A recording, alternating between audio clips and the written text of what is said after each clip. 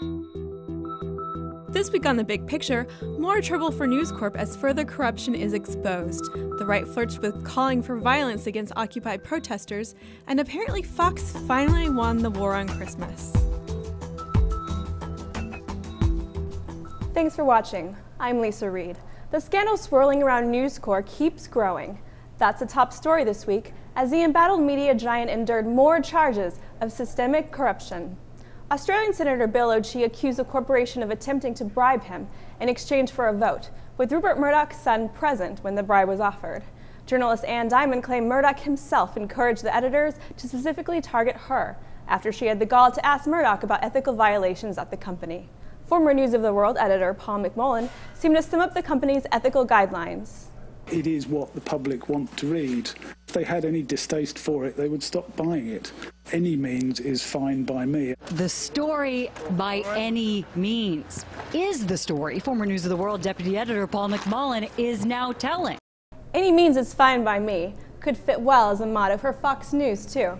Privacy is evil. It brings out the worst qualities in people.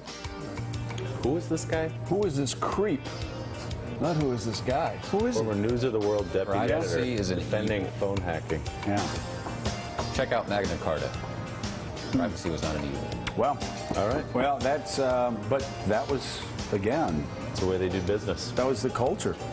The nation reacted with disgust after several Occupy Wall Street protesters in California were peppered spray by local police. Well, much of the nation did. Several members of the conservative media decided to go a little further, implying or even arguing for violence against the protesters. It's a reminder to all you Occupy Wall Streeters that if there is a revolution, the other side is better armed. Just remember the lesson from my book. It just took a few shootings at Kent State to shut that down for good. Media Matters has long pointed out the political need these conservatives have to demonize legitimate protesters while propping up the manufactured Tea Party protests. But calls to violence are a new, yet predictable low. But now, the latest from the front lines of a battle tearing the country apart, the war on Christmas. Apparently Fox News has won something. We're not sure exactly what they won or who they beat, but Fox is declaring victory. The victory lap seems strangely timed, considering that in that same show, they urged their excitable viewers to contact Rhode Island Governor Lincoln Chafee.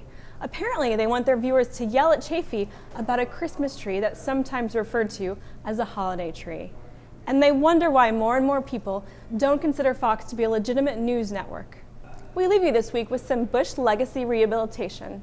Here's some of the Fox gang trying their best to credit George W. Bush with the killing of Osama bin Laden.